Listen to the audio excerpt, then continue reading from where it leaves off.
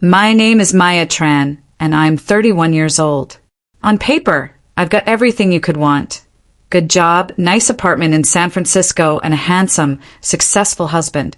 I was raised in a comfortable family, with parents who always expected nothing less than perfection. My older sister, Lon, is a corporate lawyer, a glowing example of success, while I'm the wild child who never quite fit into their mold.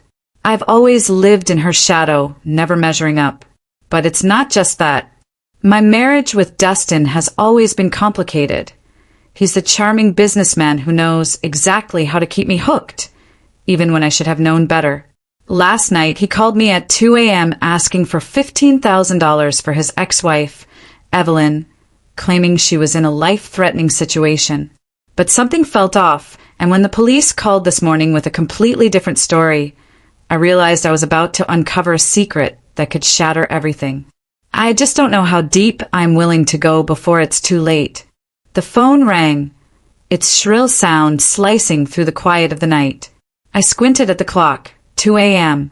I had just settled back into the sheets, the soft hum of the city outside lulling me to sleep. But the moment I saw Dustin's name flash on the screen, my heart sank. Hello. I answered, trying to steady my voice. Maya. Dustin's voice came through, rough and frantic. You need to send $15,000 right now. My pulse spiked. What? Dustin, it's 2 in the morning. What's going on? It's Evelyn, he said, his words rushing out. She's in the hospital. She's in critical condition. They're telling me she won't make it through the night unless I pay the bills immediately. I stared at the darkened room, feeling the weight of his words settle on me like a cold blanket. Evelyn, his ex-wife. I hadn't heard about her in months. Why now? I don't understand, I said, my throat tightening. Why do I need to send money? Why aren't you handling this? Because I can't, Maya. They need cash. It's all about timing. You know how this works. I'm begging you, please. If I don't do this now, she'll die and I'll be stuck with the bill. It's all on me. I felt the walls of my mind closing in. This didn't make sense. Evelyn was hardly the type to let something like this slip under the radar. Dustin, I can't. Just do it, he snapped, his voice rising. She was my wife, Maya. I don't know what I'm supposed to do if I lose her, okay? She's in pain, and you're the only one I can turn to. The desperation in his voice broke through my hesitation, but something still felt wrong.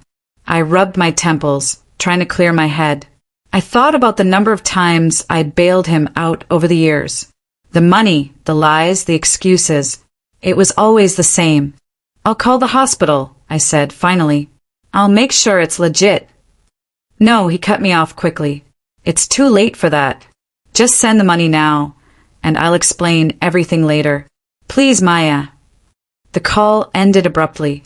I sat in the darkness, holding the phone in my lap. My fingers trembled as I thought about the consequences of this.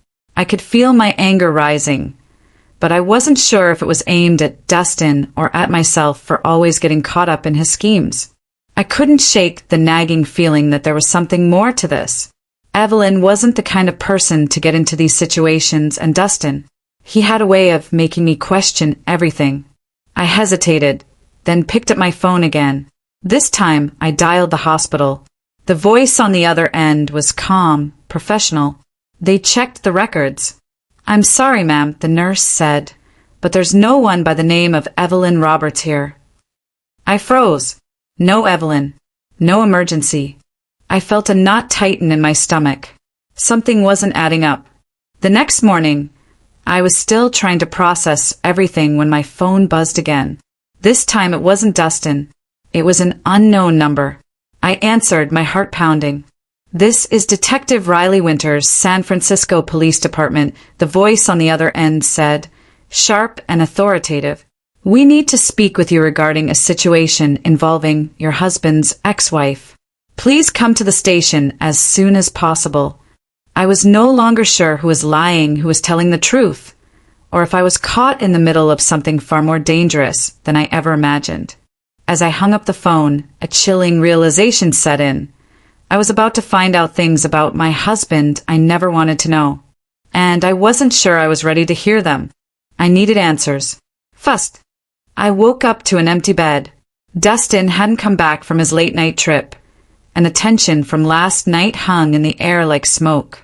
I couldn't shake the feeling that something was very wrong. I went through the motions of my morning routine. Shower, coffee, a quick glance at the news, trying to drown out the gnawing uncertainty in my chest. I had to know the truth. I couldn't trust Dustin. Not anymore. I stared at my phone for a moment, unsure whether to call him or wait for him to reach out. My finger hovered over his name. It wasn't like him to ignore me for this long, and my stomach twisted in knots. I decided to give him one last chance. I dialed his number. It rang. Twice. Then a voicemail. I hung up before it connected. I wasn't waiting around any longer. I grabbed my keys and left the apartment, the cold San Francisco air hitting me as soon as I stepped outside. My mind was already racing, pulling at the thread of last night's conversation. The lies, the urgency, Evelyn's name, everything about it felt off. And then there was the call from the police. That was the final piece. I had to get answers. The police station wasn't far, but it felt like the longest drive of my life. I gripped the steering wheel, trying to control the tremor in my hands. My thoughts were a mess. "You don't know the whole story," Dustin's words echoed in my mind. What was he hiding? Was he really a victim? Or was he part of something far worse? When I finally arrived, the station was eerily quiet. I walked through the glass doors, my heels clicking sharply against the polished floor.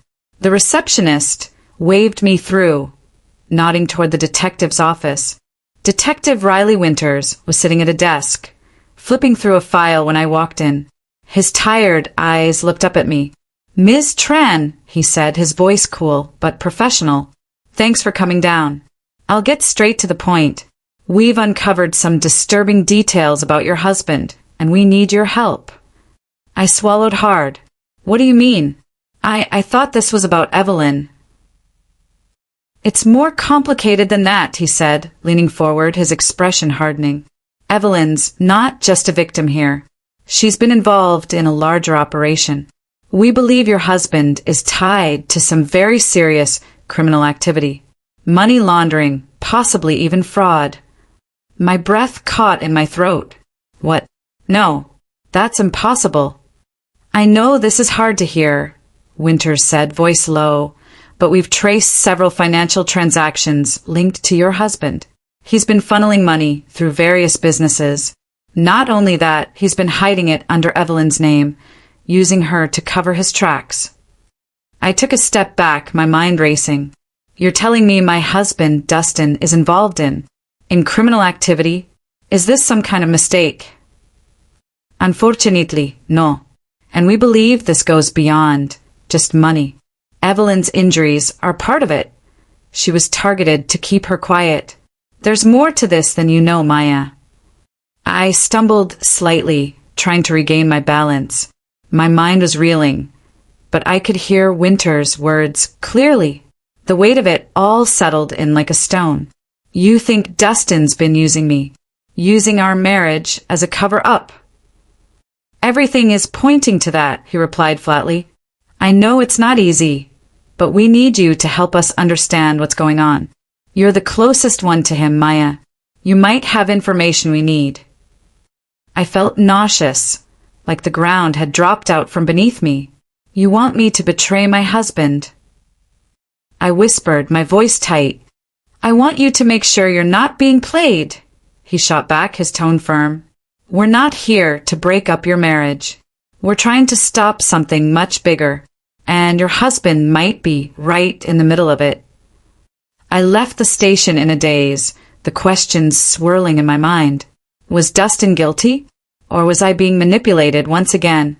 As I sat in my car, the uncertainty felt like a vice, squeezing tighter with every second. My phone buzzed in the cup holder, startling me.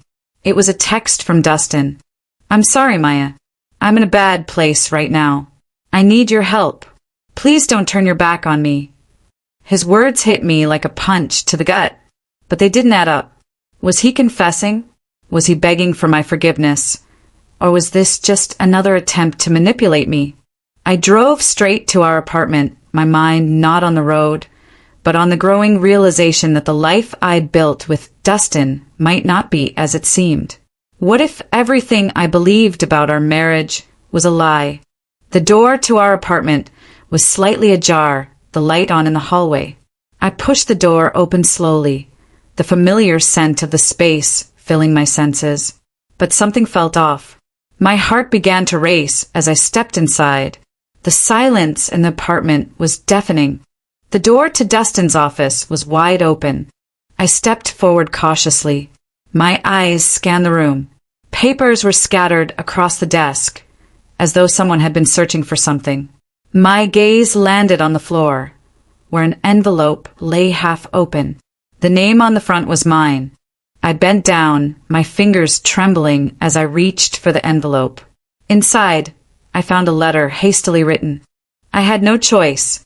If you find this, it's too late to change anything. I'm in too deep. Please forgive me. If I don't come back, it's not because I didn't love you. I froze, my mind spinning. What the hell was going on? The door slammed behind me, and I whipped around, heart pounding in my chest. Dustin was standing there, looking pale, his eyes wild. You shouldn't have seen that, he whispered, his voice shaking. I stared at him, my heart racing. What is happening, Dustin? What aren't you telling me? He stepped forward, his face contorted in guilt. I never wanted you involved in this. But now it's too late. Everything I thought I knew about my husband was a lie. The air was thick, too heavy to breathe as I stood there, staring at Dustin. The letter in my hands felt like a lead weight, pulling me down with every word I read. He wasn't just in trouble. He was in deep. What is this, Dustin? I asked, my voice barely a whisper. My hands shook, the envelope crinkling under my grip. What's going on? I didn't want you to know, he said, his voice rough. He ran his fingers through his hair, avoiding my gaze. I swear, Maya, I didn't mean for this to happen. Didn't mean for what to happen? I asked, cutting him off, my patience evaporating with every passing second. Dustin, you've been lying to me. About everything. He took a step back, his face pale. I was trying to protect you, he muttered. I had no choice. They were going to destroy everything. Who? I demanded, feeling a pit form in my stomach. Tell me the truth. What have you gotten yourself into? Dustin swallowed hard. It's bigger than you think. I'm mixed up with people I shouldn't be. Evelyn, she's part of it. It started small, but I'm in too deep now, Maya. I let out a sharp laugh, disbelief coursing through me. You're involved in some criminal organization, and you're telling me this now. His eyes were frantic, pleading. I'm not the one who wanted it to get this far. They've been blackmailing me for months. Evelyn was just a part of it. She's been feeding them information. It was never about her. It was always about the money. I felt the room closing in on me. The walls, the ceiling, everything felt too tight, too suffocating. So, you've been lying to me for months. I've been bailing you out, saving you from your own mess, and now this. I didn't want you involved. I kept you in the dark for a reason, he said, the desperation in his voice growing louder. But now I need your help, Maya. They've got leverage over me. They'll take everything. I looked at him, the man I married, the one I thought I knew. And yet, there was nothing familiar about him now. The trust, the safety I once felt when he was around, it was all gone.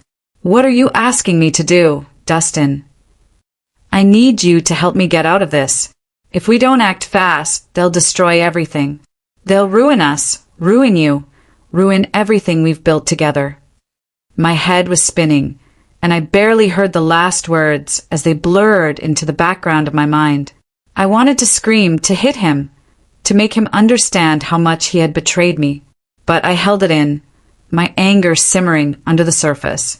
Who's they, Dustin? I asked, my voice barely audible. Who's behind all this? He hesitated. Then his face twisted in guilt. Liam Hartley, he said quietly. I froze.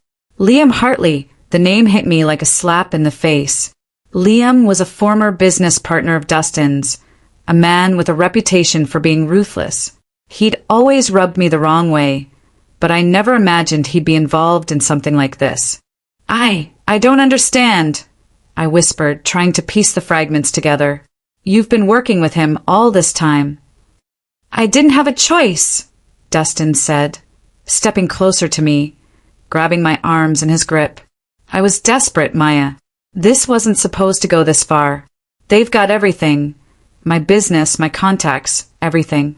I've been keeping it from you because I didn't want you to know how bad it really was. The weight of his words crashed down on me, and I staggered back, shaking my head. How long?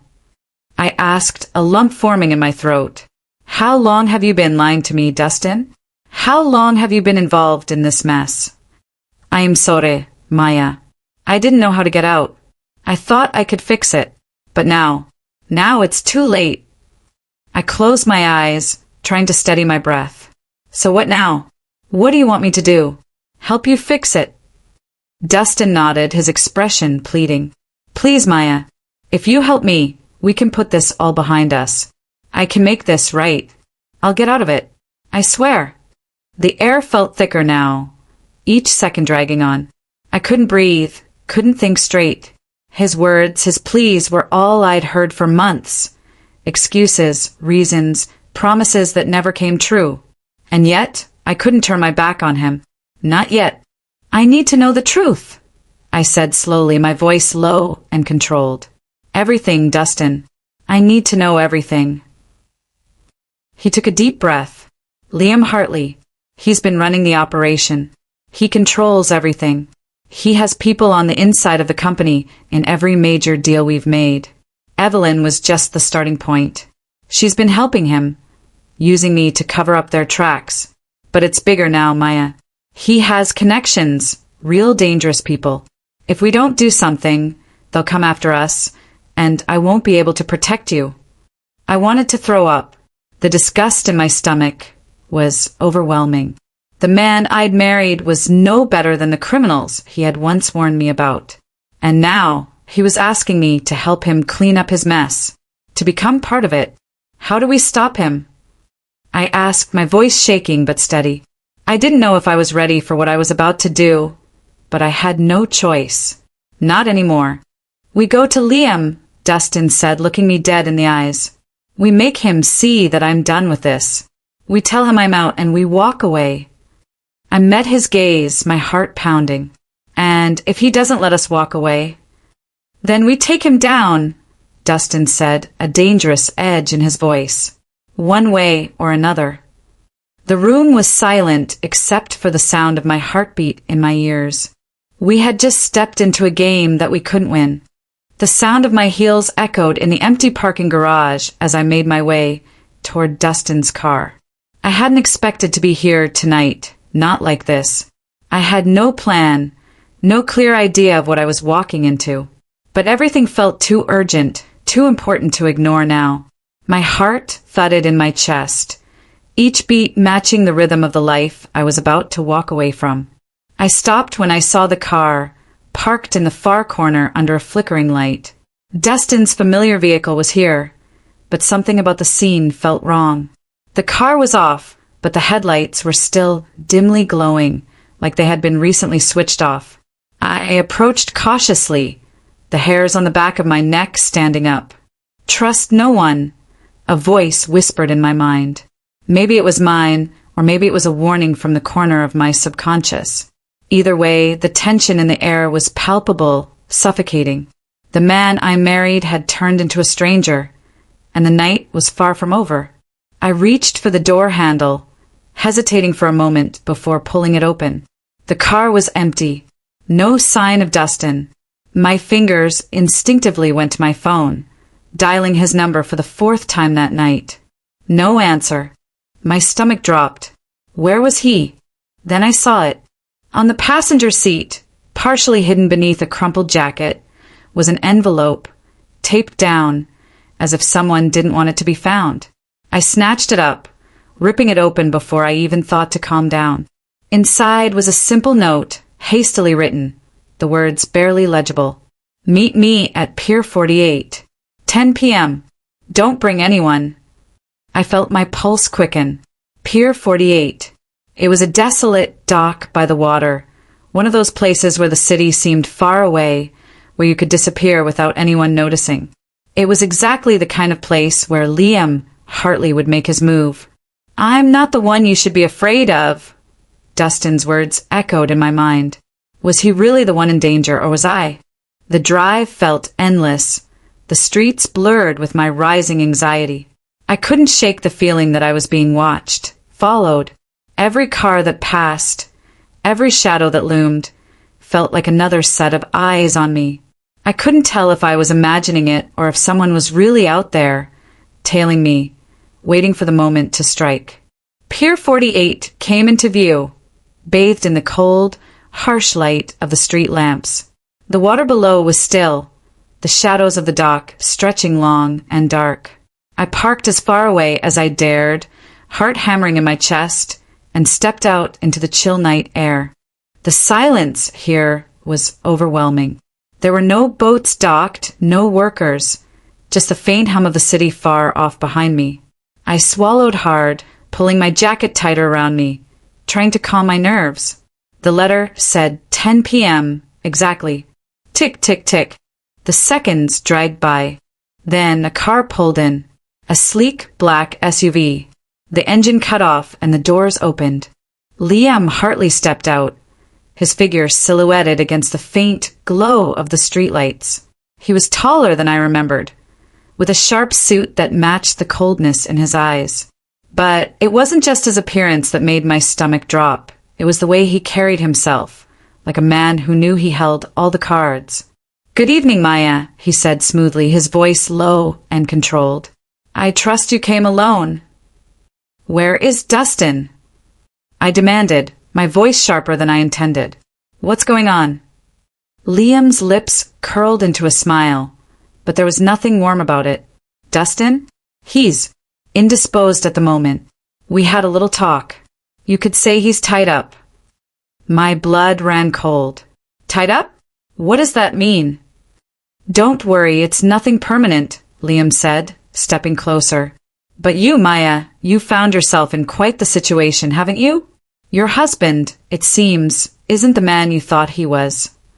The weight of his words hung in the air, and I felt like the ground was slipping away beneath me. "What are you talking about?" Liam let out a low chuckle. "Don't be coy. Dustin's been hiding things from you, big things, like how he's been laundering money for years, using your marriage as a cover. The whole thing, Maya. He's deeper in this than you know." I stepped back, my mind spinning. I wanted to deny it, wanted to scream at him to stop lying, but the evidence was mounting.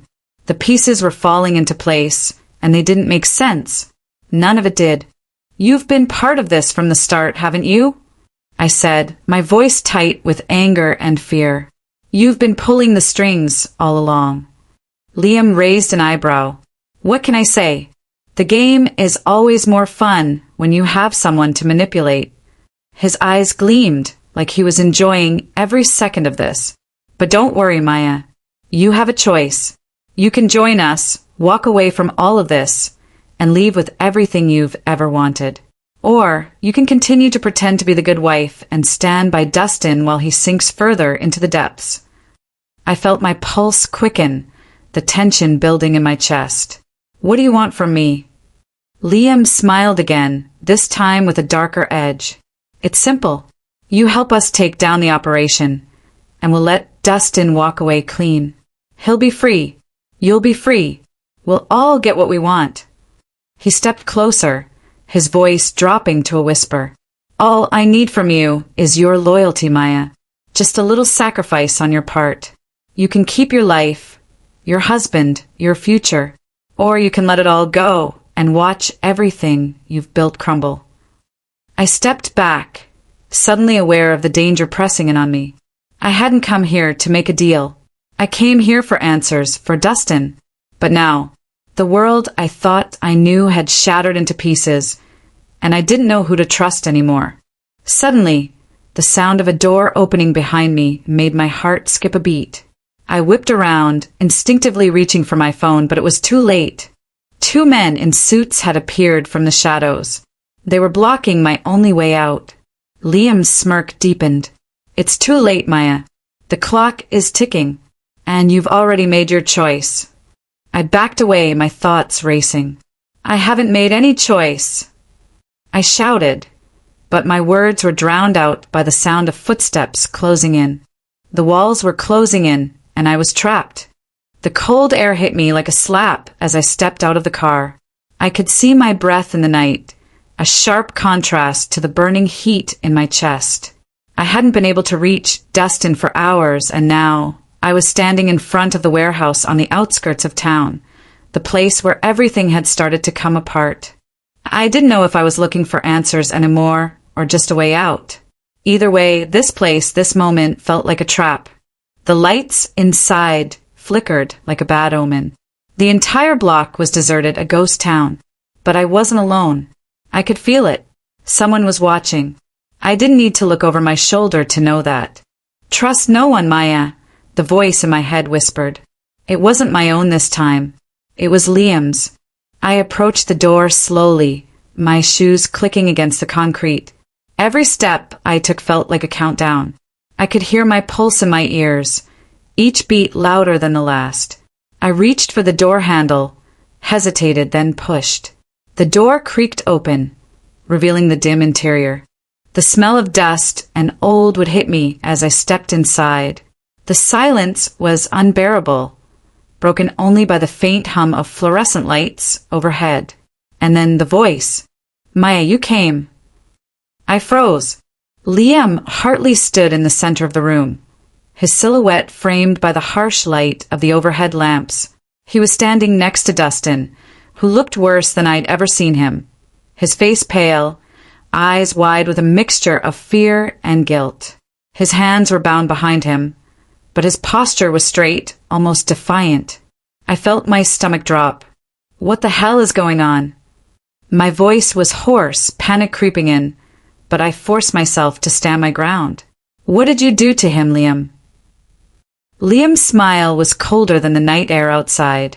"I'm giving him a choice, Maya. A choice that you can't avoid. The same choice you'll have to make." I narrowed my eyes. "What do you mean?" "The game, Maya," Liam said, stepping closer.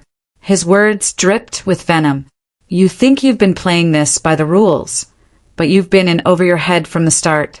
You were never just Dustin's wife. You were a pawn, and now you have to decide which side you're on." I took a step forward, fists clenched at my sides. "I'm not choosing anyone, Liam. Not you. Not Dustin, not any of you." "Oh, but you will," he said with a chuckle.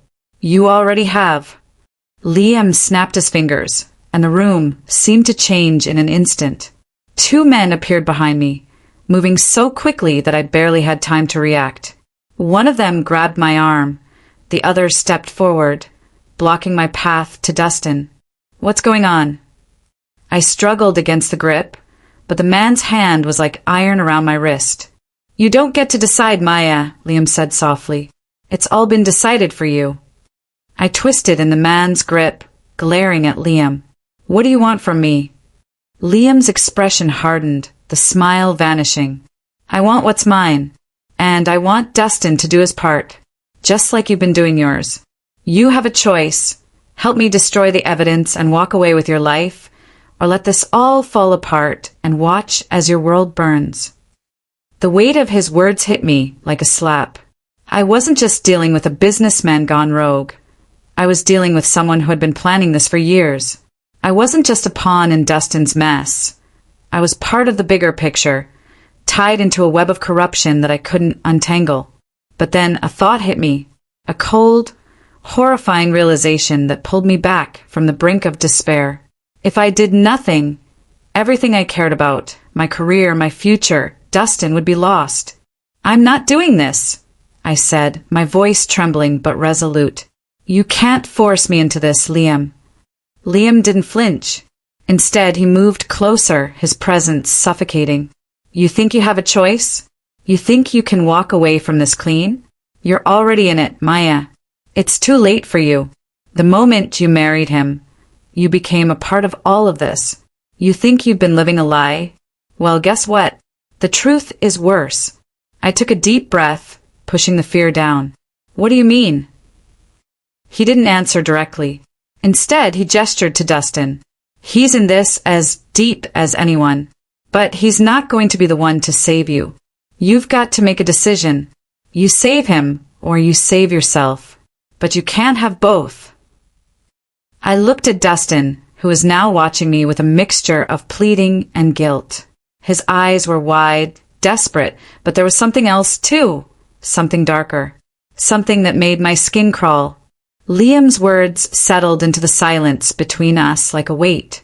I didn't know what I was doing anymore. Was I saving Dustin, or was I saving myself? I turned toward the men holding me back, my resolve hardening. The air seemed to thicken as I made my decision. You think I'm the one who's trapped? I said, voice shaking with fury. You've made a mistake, Liam. You're the one who's trapped. Before he could react, I kicked out, slamming my heel into the man's shin. He stumbled back in surprise, and I bolted for the door. But the other man grabbed my arm just as I reached it, yanking me back. And that's when I saw it. On the floor, near Dustin's feet, there was a small metal box. A safe. My heart skipped a beat. It wasn't just money. It was proof. I couldn't see what was inside, but I could feel the weight of it. My pulse raced as I struggled against the grip that held me back. The box. Dustin had something to hide, and I had to get to it. I wasn't leaving here without it. The tension in the room shifted, the silence amplifying the gravity of what had just been revealed. I wasn't sure who was more desperate now, me or the people watching me carefully, waiting for me to make the wrong move. Dustin, I whispered, we need to get out of here. Now. But as I looked at him, I saw it, the truth in his eyes. He had already made his choice. The warehouse was silent now. No more whispers in the dark, no more looming threats. Just the sound of my own breath, ragged and desperate. The man I had trusted, the man I had married, was standing in front of me. But he wasn't the man I knew. He was something darker, something far more dangerous. Dustin stood there, hands still bound, eyes wide with fear. His lips moved, but the words didn't reach me anymore. All I could hear was the pounding in my chest. I'd been living in a lie, a perfect, comfortable lie. I had trusted him, believed in our life together, the promises we'd made.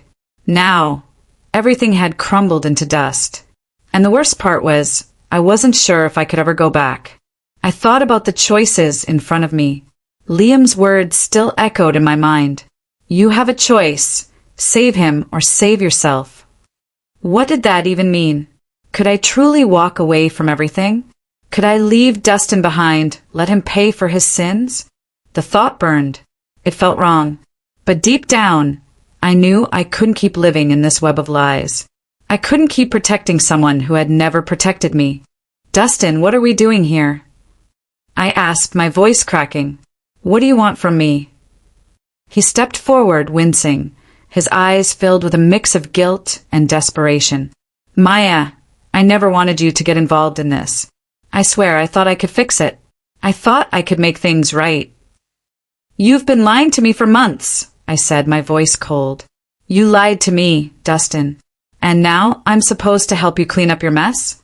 I'm supposed to be the one to fix this. He shook his head. I didn't want it to go this far. I thought I could keep you safe from all of this. But now it's all falling apart. And I need you, Maya. I need you to help me. His words were like a slap to my face. But I couldn't help the part of me that still cared about him. Part of me still wanted to believe in him. To believe that this wasn't who he really was. But another part of me knew that this man in front of me was a stranger. A man willing to do anything to protect himself, even if it meant dragging me down with him. I'm done, I whispered, more to myself than to him. I'm done with this. Done with you. The The words hung in the air, a heavy weight that I couldn't take back. I turned away, but before I could move, Dustin's voice stopped me. Maya, please. You don't understand. If you walk away now, they'll destroy you. They'll come after everything. They'll make you pay for all of it. I closed my eyes, trying to calm the rush of panic threatening to rise in my chest. They've already taken everything, Dustin. They've already destroyed me. There's nothing left for me to lose. I stepped away, feeling the cold air wash over me. I couldn't save him. Not anymore. He was already too far gone. But there was one thing I could do. One thing I could still control. I reached into my bag, pulling out the small metal box I had found earlier. Dustin's final piece of the puzzle. I hadn't known what was inside it when I first saw it, but now I knew it held the key to everything. I turned to face Dustin one last time. You don't get to make the decisions anymore, I said, my voice firm, my heart steady. I'm done playing your game. I opened the box. Inside were documents, files, contracts, and something far worse. Evidence of everything Dustin had done. It wasn't just about money. It wasn't even just about the lies. It was bigger. It was about power, control, and destruction. Dustin had been building this empire on the backs of everyone he loved, and he hadn't even realized he'd burned the world around him until it was too late. I held the evidence in my hand, feeling the weight of it press down on me. This was my final choice. I could use this, expose it all, tear apart the empire he had built. Or I could walk away, let him face the consequences of his actions, and finally leave the past behind. The truth was, there was nothing left for me here. I couldn't change what had happened. I couldn't fix what was broken. But I could stop being part of the lie. I took a deep breath and walked out of the warehouse, leaving everything behind. Behind me, Dustin's voice echoed in the empty space. But I didn't look back. I drove through the empty streets, the city lights flashing past. The tension had drained out of me, leaving only a quiet numbness. The choice had been made. There was no going back. I thought about the words I had heard so many times. To move forward, you have to leave everything behind. It had never been more true than it was now. I was walking away from a life I had known, from a man I had loved, and from a future I had once believed in. But as I drove into the night, I felt a flicker of something I hadn't felt in a long time. Freedom. And maybe, just maybe, that was the only thing worth holding on to. I wasn't just surviving anymore. I was living.